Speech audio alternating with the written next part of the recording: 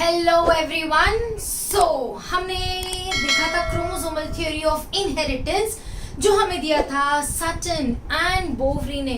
और Sutton and Boveri ने हमें बोला था that these chromosomes they behave exactly like jeans.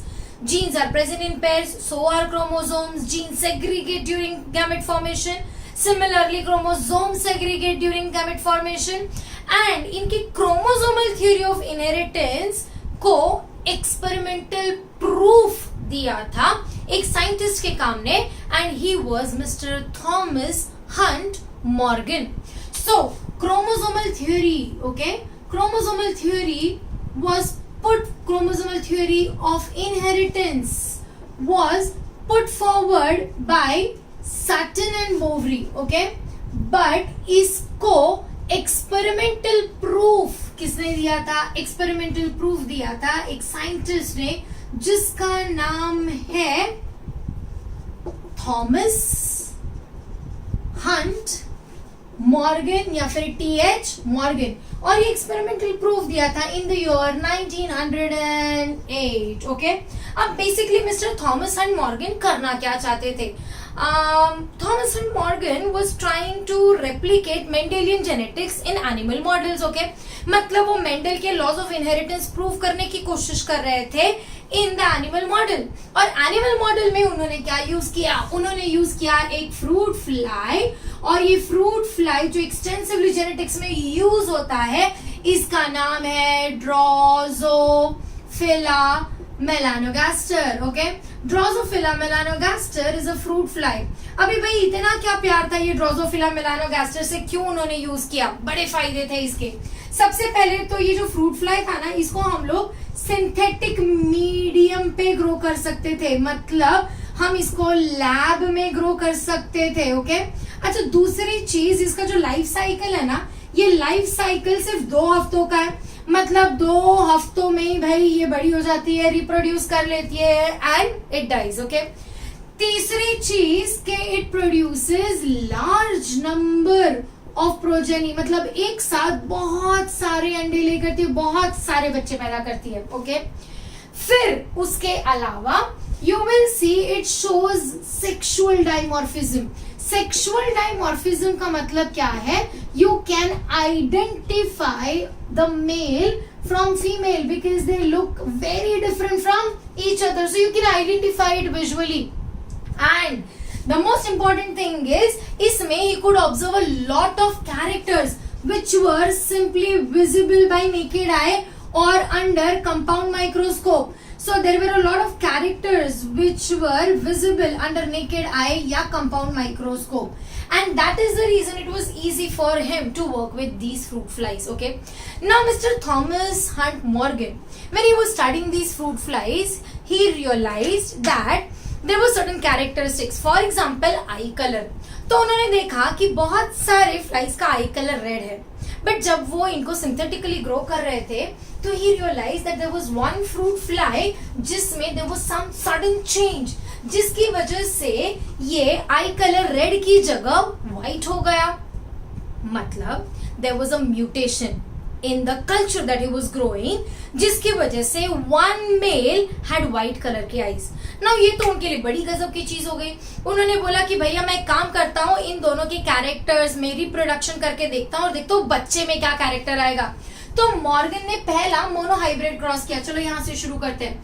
Morgan ने मोनोहाइब्रिड क्रॉस जब किया, considering one character at a time, तो उन्होंने क्या लिया? उन्होंने लिया एक रेड आई वाली फीमेल, और जो उनको मिला था वो म्यूटेंट था, और वो म्यूटेंट क्या था? व्हाइट आई वाला male. Okay, are you with me till now? अब ये व्हाइट आई और रेड आई के बच्चे उन्होंने बनाने की कोशिश की. अब इसको हम रिप्रेजेंट कैसे करेंगे? जनरली अगर मेंडल होता तो मेंडल क्या करता? डोमिनेंट को कैपिटल में लिखता और रेसेसिव को स्मॉल अल्फाबेट में लिखता. बट यहाँ पे जब हम नामकरण करते हैं या हम जीन्स देते हैं तो याद रखो we basically talk about mutants. अब यहाँ पे हमारा म्यूटेंट है व्हाइट और वाइल्ड टाइप कौन है? रेड आई. हम क्या करते हैं? म्यूटेंट है व्हाइट तो हम उसके लिए अल्फाबेट यूज करेंगे W. इतना समझ में आया? सो म्यूटेंट के लिए हमने यूज किया W बिकॉज हमारा म्यूटेंट क्या है? व्हाइट आइड है. और वहीं पे वाइल्ड टाइप जो है ना वो वाइल्ड टाइप के लिए हम ये सेम अल्फाबेट यूज करेंगे बट विथ अ प्लस। तो are you able to understand? W plus मतलब रेड आई और सिर्फ W मतलब व्हाइट आई। यहाँ पे हमने किसका अल्फाबेट यूज किया? म्यूटेंट का, क्योंकि हमें इसको स्टडी करना है। ओके, अब मॉर्गन ने क्या देखा? मॉर्गन ने देखा कि भैया रेड आई फीमेल और व्हाइट आई मेल के जितने भी बच्चे हैं सबके सब रेड आईड है, मतलब red I is a dominant trait. इतना तो एस्टैब्लिश हो गया। अच्छा, अभी ये रेड आईड मेल्स भी पैदा हुए और फीमेल्स भी पैदा हुए। Can I call them as children of the first generation, that is F1 generation. Okay, अब उन्होंने क्या किया? ये F1 जनरेशन के मेल्स और फीमेल्स जो रेड आईड थे उन्हीं को बना दिया P2 जनरेशन और उनके बच्चे पैदा किए। अच्छा, जब P2 जनरेशन में इन दोनों के बच्चे पैदा किए तो क्या मिलना चाहिए? मोनोहाइब्रिड रेशियो, मतलब उन्हें क्या मिलना चाहिए? Phenotypic ratio. तो उन्हें मिलने चाहिए 3 जिनकी आंखें रेड है और 1 जिसकी आंखें व्हाइट है। एग्जैक्टली यही मिला उनको। उनको F2 जनरेशन में रेशियो मिला 3:1। But there was one thing which was very peculiar about this. अब ये पिक्यूलियरिटी क्या थी? उन्होंने देखा दैट ये जो 3 रेड आइड मिले हैं ना, इसमें से 2 रेड आइड फीमेल है। Okay, pay attention to this. 1 red eyed male है और ये जो आखिरी में 1 है ना, ये है व्हाइट आइड मेल। उन्होंने ये सेम चीज बार बार रिपीट किया and every time he realize कि भैया ये जो व्हाइट आई मिलता है ना F2 जनरेशन में, ये हमेशा मेल ही मिलता है। तो मतलब कहीं ना कहीं ये जो व्हाइट आई है, it is something which is related, the gene for this white eye is something which is related to the gender of the offspring, something which is related to the sex chromosome. Later on he realized that this gene for white eye is present on the X chromosome. We have studied X and Y chromosomes, right? So can I say that this character for white eye is present on X chromosome and that is the reason we call it as X-linked gene. Okay, अब ये simply चीज हमने एक word use किया अभी, linkage. Linked मतलब क्या? उस क्रोमोसोम से रिलेटेड या उस क्रोमोसोम पर है। ओके, अच्छा चलो एक काम करते हैं, इसको पहले हम ना सॉल्व करके देखते हैं और फिर हम लिंकेज को देखते हैं। यहाँ पे उन्होंने क्या किया? रेड आई फीमेल लिया। अब ये रेड आई फीमेल का जो जीन है, मैंने तुम्हें क्या बोला, ये कौन से क्रोमोसोम पर है? एक्स क्रोमोसोम पर है, राइट? तो हम क्या करेंगे, इसको लिखेंगे XW प्लस XW प्लस, क्योंकि ये हमने क्या लिया है भैया? फीमेल। ओके, और मेल हमने क्या लिया? मेल हमने लिया XWY। क्यों W? क्योंकि ये व्हाइट वाला है। ओके, सो ये थी हमारी रेड आइड फीमेल और ये था हमारा व्हाइट आइड मेल। ओके, अच्छा चलो अब इसमें गैमेट्स बनेंगे। गैमेट्स तो हमें बनाने आते हैं, हम सिंपल क्या बना देंगे? पन्नेट स्क्वायर बना देंगे। जब हम पन्नेट स्क्वायर बनाएंगे तो पन्नेट स्क्वायर में क्या होगा? Male gamete, female gamete. यहाँ पे भी चलो तुम्हें आता है, फटाफट सॉल्व करो। XW plus X, sorry, so this is male gamete XW and this becomes Y and female gamete XW plus XW plus। चलो बोलो यहाँ पे क्या बनेगा? XW plus XW, यहाँ बनेगा XW plus Y, यहाँ बनेगा XW plus XW। ओके, और यहाँ क्या बनेगा? XW plus Y। अब ये है तुम्हारे कौन? ये है तुम्हारे F1 जनरेशन। चलो ध्यान से देखो और मुझे बताओ कि ये कैसा दिखेगा? ये रेड आइड होगा ना, राइट? ये भी रेड आइड होगा, ये भी रेड आइड होगा और ये भी रेड आइड होगा। मतलब चाहे वो फीमेल्स बने या मेल्स बने, सबके से है red eyed. So we got this result, agreed, right? चलो अब देखते हैं कि इसमें ये वाला रिजल्ट क्यों मिल रहा था उसको। ओके, अब हमने क्या किया? रेड आइड मेल और रेड आइड फीमेल का क्रॉसिंग किया, तो हमने लिया XW प्लस एंड XW, क्योंकि फीमेल्स हमारी ऐसी है, राइट? और हमने लिया male XW and Y, XW plus Y। Okay, क्योंकि हमारे मेल्स ऐसे ही है। Are you able to see that?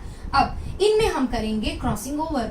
इसमें जब हमने क्रॉसिंग ओवर किया तो हमें पन्नेट स्क्वायर मिलेगा, राइट? अभी फटाफट तुम करके दिखाओ मुझे पन्नेट स्क्वायर कैसे बनाओगे। यू विल सी, यहाँ पे लिखेंगे हम XW प्लस Y।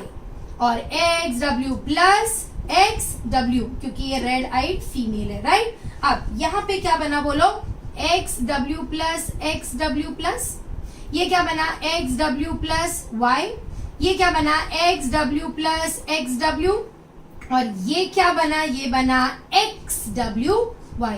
मतलब देखो 3:1 का रेशियो मिला, red eye red eye red eye, ये है 2 रेड आई फीमेल, ये है 1 रेड आई मेल, और ये क्या बना, white eyed male. So what did Morgan conclude from the monohybrid cross? Morgan ने देखा कि व्हाइट आई वाला जो जीन है वो किस पर प्रेजेंट है, एक्स क्रोमोसोम पर, राइट। अब मॉर्गन यहाँ रुकने वाला तो था नहीं, मॉर्गन ने सोचा कि फ्रूट फ्लाइज में इतने सारे कैरेक्टर है, so why not actually try and study 2 characters at a time. मतलब मॉर्गन ने क्या यूज किया, डाई हाइब्रिड क्रॉस। तो चलते हैं डाई हाइब्रिड क्रॉस। नाउ ये dihybrid, okay, dihybrid cross which Morgan did on fruit flies, उसमें Morgan ने कौन से कैरेक्टर स्टडी किए, ओके। मॉर्गन ने लिया एक red eye, okay, red eye brown bodied organism, okay.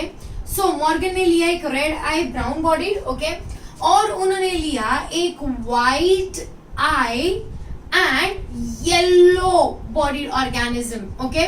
So Morgan ने क्या क्या लिया, red eye brown bodied, in fact उन्होंने लिया red eye brown bodied male और white eye yellow bodied female, okay. अब can you compare this to Mendelian genetics?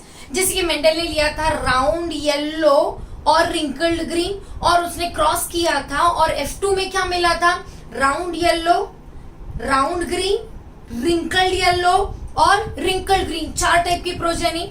So Morgan was also expecting the same. What Morgan was expecting in his F2 generation from this, he was expecting red eye brown bodied organism, okay. What else he was expecting? He was expecting red eye yellow bodied organism, okay.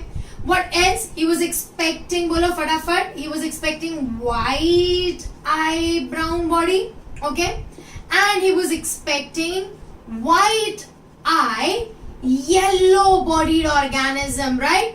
So this is what he was expecting, and he was expecting to get a ratio of 9:3:3:1. That is Mendelian dihybrid phenotypic ratio. But unfortunately, Mr. Morgan को ऐसा कुछ भी नहीं मिला. Mr. Morgan found that ऐसा नहीं होता है.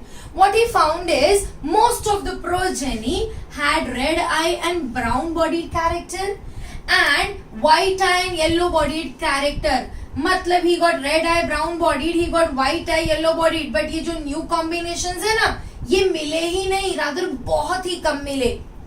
Morgan thought ऐसा क्यों? Why is it that these characters are not found, okay? And he started studying. Is there something specific about these characters? Now to understand how he and why he got these results, हम थोड़ा सा Mendelian genetics में जाते हैं. Mendel ने क्या किया था? मेंडल ने लिया था भाई राउंड येलो और रिंकल्ड ग्रीन सीड्स, राइट? अच्छा, अब राउंड येलो रिंकल्ड ग्रीन के लिए मेंडल के पास क्या था? Capital R capital Y small Y. तो प्रोजेनी में था capital R capital Y, right? इतना तो हमें पता है. अब ये जो F1 के जब मेंडल ने बच्चे बनाए तो एग्जैक्टली हुआ क्या था? याद रखो, ये एक जीन्स एक टाइप के क्रोमोसोम पर होता है, राइट? अब जैसे कि ये है सपोज कैपिटल आर और ये है स्मॉल आर, ओके, और दूसरे क्रोमोसोम पर है कैपिटल वाई और स्मॉल वाई. याद रखो, एक जीन का location on the chromosome remains the same, right? अब यहाँ पे do you realize capital R could go with capital Y, तो हमें capital R capital Y gametes में मिला था. Capital R could also go with small Y, तो हमें कैपिटल आर स्मॉल वाई मिला था. Similarly small R capital Y and small R small Y भी हमें मिला था. अब ये क्यों मिले थे कॉम्बिनेशंस? हमें ये कॉम्बिनेशंस इसीलिए मिले थे because all these alleles were present on different chromosome. इसीलिए this chromosome could move independent of all the three, मतलब this could go with this as well as this could go with this. Okay, so हमने यहाँ पे एक law of independent assortment establish किया था, right? but imagine अगर capital R और capital Y एक ही क्रोमोसोम पर होते, या फिर स्मॉल r स्मॉल y एक ही क्रोमोसोम पर होते, तो क्या capital R could move independent of capital Y? क्या ये दोनों जीन सेपरेट हो पाते? नहीं हो पाते. मतलब जो सीड राउंड होता उसको बाय डिफॉल्ट येलो होना पड़ता, और जो सीड रिंकल्ड होता उसको बाय डिफॉल्ट क्या होना पड़ता था? ग्रीन होना पड़ता था. बट ऐसा नहीं हुआ. वो क्यों? क्योंकि वहां पे हमें देखा इंडिपेंडेंट असॉर्टमेंट, क्योंकि मेंडल वाज वेरी लकी. उन्होंने जो भी कैरेक्टर स्टडी किए वो सब अलग अलग क्रोमोसोम्स पर थे. ओके, अब let us come back to what mister Morgan got. Morgan को पता चला दैट पेरेंटल कॉम्बिनेशन सबसे ज्यादा मिल रहा है, बट ये जो न्यू कॉम्बिनेशंस है ये बहुत ही कम मिल रहे हैं. ऐसा क्यों? क्योंकि शायद ये दोनों कैरेक्टर्स एक ही क्रोमोसोम पर है. मतलब ब्राउन बॉडी ओके और रेड आई का जीन एक ही क्रोमोसोम पर है. अगर ये दोनों जीन एक ही क्रोमोसोम पर है तो याद रखो गैमेट फॉर्मेशन के टाइम पे क्या सेपरेट होता है? होमोलॉगस क्रोमोसोम सेपरेट होते हैं, बट क्रोमोसोम टूटकर जाता नहीं है. Is there a possibility that ये दोनों टूटकर सेपरेट हो? नहीं. And that is the reason the parental combination was obtained and the recombinants were obtained but in very less amount. Are you able to understand? Okay, तो यहाँ पे law of independent assortment challenge हुआ. किसने challenge किया? एक phenomena जिसको हम बोलेंगे linkage. When two genes are present on the same chromosome, these two genes cannot show something called as independent assortment. And ये जो phenomena है इसको हम क्या बोलेंगे? Linkage. So Morgan came to know that these genes are linked and hence they are not able to separate. Okay, अब जब Morgan ने बोला, क्या बोला था? मॉर्गन ने बोला वापिस से रेड आई और ब्राउन बॉडीड ऑर्गेनिज्म. ओके, और उन्होंने बोला व्हाइट आई और येलो बॉडीड ऑर्गेनिज्म, उनको यही पेरेंटल कॉम्बिनेशन ही मिले, उनको रिकॉम्बिनेंट्स मिले पर बहुत ही कम मिले. अब ideally if the genes are present on the same chromosome तो रिकॉम्बिनेंट्स तो मिलने ही नहीं चाहिए. तो ये जो रिकॉम्बिनेंट्स है कौन से? रेड आई और येलो बॉडी वाले. ओके, और व्हाइट आई और ब्राउन बॉडी वाले. ये रिकॉम्बिनेंट्स कैसे मिले उनको? Let us see. ये उनको मिले because there is a process that happens which is called as recombination. अब भाई ये रिकॉम्बिनेशन क्या है? रिकॉम्बिनेशन का ही दूसरा नाम है क्रॉसिंग ओवर. पढ़ा है हमने ये crossing over in the chapter cell cycle. Let us see ये क्रॉसिंग ओवर, ये रिकॉम्बिनेशन कब होता है, कहाँ होता है, कैसे होता है. ओके, अब लेट अस सी. पहले इसको हम दिखाएंगे कैसे रिप्रेजेंट करेंगे. एक चीज याद रखो, हमने लास्ट लेक्चर में देखा था कि mutants are the ones which are important. अब हमारा रेड आई और ब्राउन बॉडी क्या था? मेल. और व्हाइट आइड और येलो बॉडी क्या था? फीमेल था. अब याद है तुम्हें कि व्हाइट आई एक म्यूटेंट है और रेड आई क्या है? रेड आई हमारा वाइल्ड टाइप है, राइट? तो हम किसको कंसिडर करेंगे? हम म्यूटेंट को कंसिडर करेंगे. हमें ये भी याद है लास्ट लेक्चर से कि व्हाइट आई का जो कैरेक्टर है वो कौन से क्रोमोसोम पर प्रेजेंट है? एक्स क्रोमोसोम पर प्रेजेंट है, right? So now I am just showing this. Okay, this is one chromosome. Okay, and यहाँ पे क्योंकि it is female, this is another chromosome. So this is how we are going to show the chromosome. अब यहाँ पे हम देखेंगे white आई का gene. White आई के जीन के लिए हम क्या लिखेंगे? W. ओके, तो यहाँ पे है व्हाइट आई के लिए W. येलो बॉडी के लिए हम क्या लिखेंगे? व्हाइट. इतना समझ में आया? क्योंकि ये म्यूटेंट्स है. अब यहीं पे मुझे बनाना है मेल, तो मेल के लिए मैं बनाऊंगी एक एक्स क्रोमोसोम, और जो दूसरा क्रोमोसोम होगा ना वो कैसा होगा? हमारा वाई क्रोमोसोम. तो इसको ना हम ऐसे रिप्रेजेंट करेंगे. Okay, so this is the way we represent the Y chromosome. क्यों मैंने एक ऐसा क्रोमोसोम बनाया? Because this is Y chromosome और ये कौन सा क्रोमोसोम है? X chromosome. ओके, अब ये था हमारा येलो का जीन, ओके, और ये था हमारा व्हाइट का जीन. ओके, अब यहाँ पे हमारे पास है रेड आई. अब रेड आई के लिए हम क्या लिखेंगे? हम लिखेंगे W, क्योंकि red I is a wild type और इसलिए हम क्या लिखेंगे? W plus. Similarly brown bodied के लिए हम क्या लिखेंगे? यहाँ पे हमने क्या लिया है? Y, तो यहाँ पे लिखेंगे Y और क्या लिखेंगे? Y plus.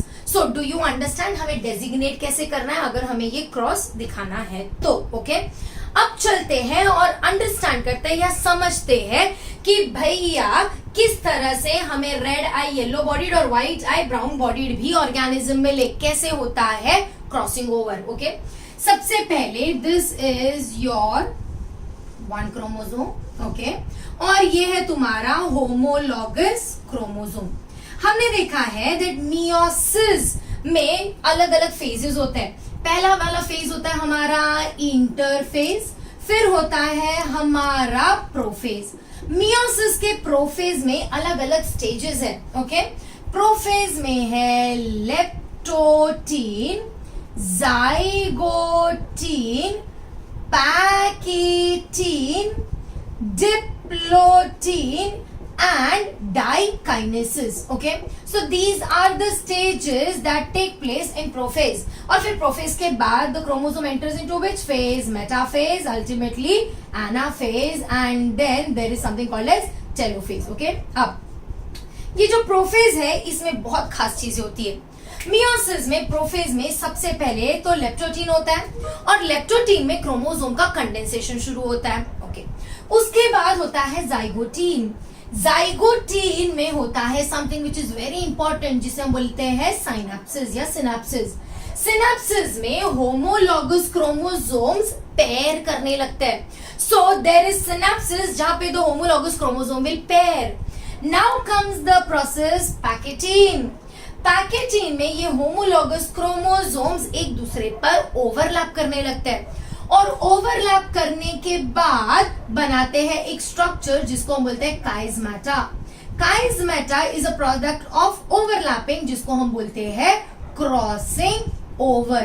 क्रॉसिंग ओवर में दो होमोलॉगस क्रोमोसोम्स क्या करते हैं? एक दूसरे के ऊपर ओवरलैप करते हैं. तो चलो अब ये देखते हैं. ओके, अब मेरे पास यहाँ पे है कैपिटल ये Y प्लस और ये है W प्लस और यहाँ पे है Y और यहाँ पे है W. Are you able to understand? Okay, अब क्या हुआ? सबसे पहले तो ये होमोलॉगस क्रोमोसोम्स पेयर कर लिए. पेयर करने के बाद क्रॉसिंग ओवर करेंगे. अब जब क्रॉसिंग ओवर करेंगे तो क्रॉसिंग ओवर किस में हो रहा है? क्रॉसिंग ओवर हो रहा है between these two chromatids. These two chromatids याद रखो, एक क्रोमोसोम के दोनों क्रोमैटिड्स को हम क्या बोलते हैं? Sister chromatids. ओके, तो ये है सिस्टर और ये है सिस्टर क्रोमैटिड. ये जो दो क्रोमैटिड है ये होमोलॉगस क्रोमोसोम्स के है बट ये सिस्टर नहीं है. ये क्या है? Non sister chromatids of homologous chromosome. So crossing over किसके बीच में होता है? Come on everyone, non sister chromatids of homologous chromosome. अब जब क्रॉसिंग ओवर हुआ तो क्या हुआ? ये दोनों ओवरलैप हो गए. ये इस तरह से ओवरलैप हुआ कि this comes here and this goes here. Okay, मतलब there will be exchange of genetic segment. अब जब एक्सचेंज ऑफ जेनेटिक सेगमेंट हुआ तो what happens? This crossing over takes place by an enzyme through an enzyme called as recombinase. Okay, recombinase. और यहाँ पे आ गया तुम्हारा W और यहाँ पे आ गया तुम्हारा W प्लस. याद है पहले यहाँ पे था Y प्लस W प्लस और यहाँ पे था Y और W. अब ये जब एक्सचेंज हो गया तो क्या आ गया? Y प्लस W और यहाँ पे आ गया Y और यहाँ पे आ गया W प्लस. मतलब क्या हुआ? जीन्स एक्सचेंज हो गए, अलीज एक्सचेंज हो गए and that takes place during what? Crossing over. अब क्रॉसिंग ओवर किस चीज को तोड़ता है? लिंकेज को तोड़ता है.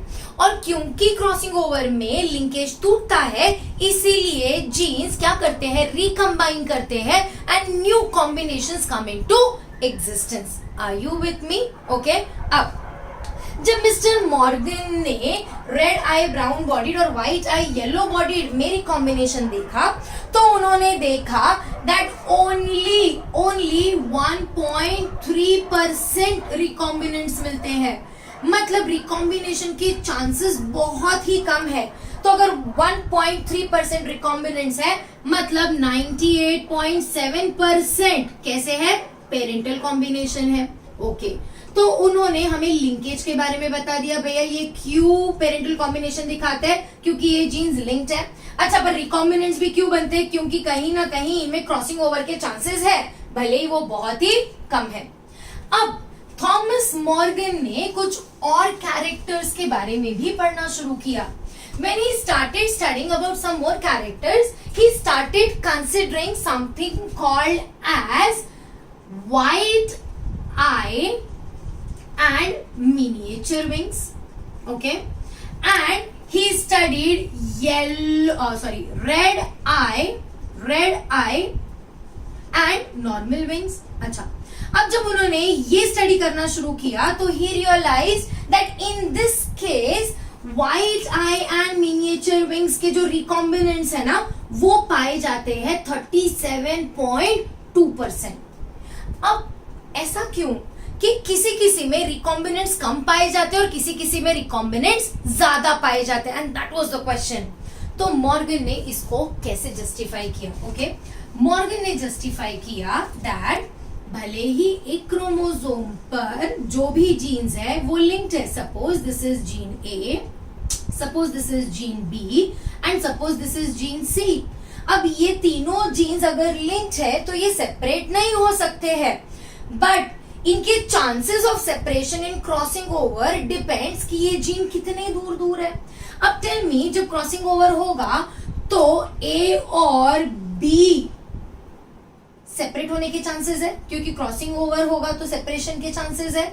मतलब कैन आई से दैट ये लिंक्ड है, बट कहीं ना कहीं क्योंकि ये दूर दूर है इसीलिए इनमें लिंकेज कंपैरेटिवली कम है, मतलब they can be exchange during crossing over. So A और बी की अगर मैं बात करूं तो इनमें लिंकेज कम है। क्यों मैंने बोला लिंकेज कम है? क्योंकि क्रॉसिंग ओवर में सेपरेट होने के चांसेस थोड़े ज्यादा है। बट यहीं पे जब मैं बी और सी की बात करती हूँ तो डू यू रियलाइज ये फिजिकली बहुत पास में, मतलब इनमें कंपैरेटिवली क्या ज्यादा है, लिंकेज ज्यादा है। अच्छा मैं ये क्यों बोल रही हूँ क्योंकि लिंकेज ज्यादा है, क्योंकि इनका क्रॉसिंग ओवर में सेपरेट होने का चांस बहुत कम है।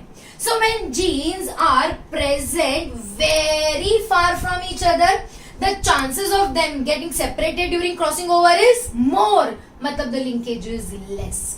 But when genes are present very nearby, the chances of them getting separated during crossing over is very less, matlab the linkage is very high. Are you able to understand? So can I just say that frequency of crossing over is inversely proportional to linkage. Linkage ज्यादा है मतलब crossing over कम होगा, और linkage कम है मतलब crossing over ज्यादा होगा। जितने ज्यादा दूर उतना ज्यादा क्रॉसिंग ओवर, उतना कम लिंकेज। जितने कम दूर उतना कम क्रॉसिंग ओवर, उतना ज्यादा linkage. Are you able to understand this? Okay, अब मुझे लिंकेज को और क्रॉसिंग ओवर को एक्सप्रेस भी करना पड़ेगा। लिंकेज मतलब फिजिकल डिस्टेंस हो गया। अब ये फिजिकल डिस्टेंस को एक्सप्रेस करने के लिए ना हम यूज करते हैं मैप यूनिट्स। ओके, सो लिंकेज को एक्सप्रेस करने के लिए हम क्या यूज करते हैं? Map unit. One map unit is also called as 1 centimorgan. So what is cm standing here for? Centimorgan. Okay? अब इसका मतलब क्या है? अगर कोई मुझे कहता है कि मेरे जीन्स के बीच में 1 सेंटीमॉर्गन का डिस्टेंस है, तो I can say that my gene can show 1% crossing over.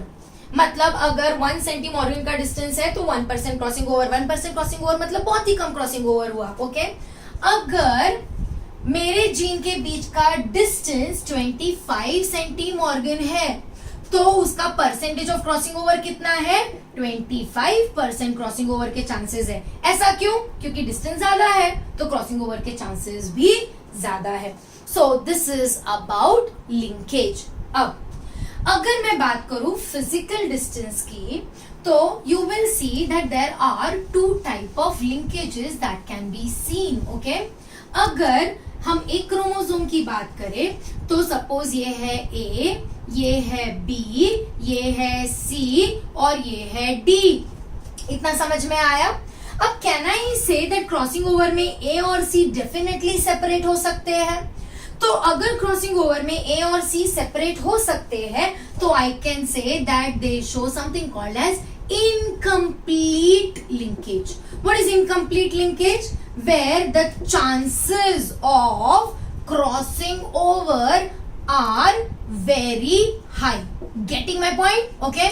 But A और B के कितने चांसेस है सेपरेट होने के? बहुत ही कम है. तो कैन आई सी बहुत ही टाइटली लिंक्ड है. तो can I say that they can not be separated और it is very difficult to separate them, and that is called as complete linkage. What exactly is complete linkage? The chances of crossing over are negligible. Okay, so that is how we understand what is linkage. Linkage was discovered by Mr. T.H. Morgan, so we call him as the father of linkage. Remember, more the linkage, less is the chance of crossing over, and less is the formation of recombinants. Less the linkage, more is the distance between the genes, more the chances of crossing over, and more the chances of formation of recombinants. Okay, so that is what is linkage.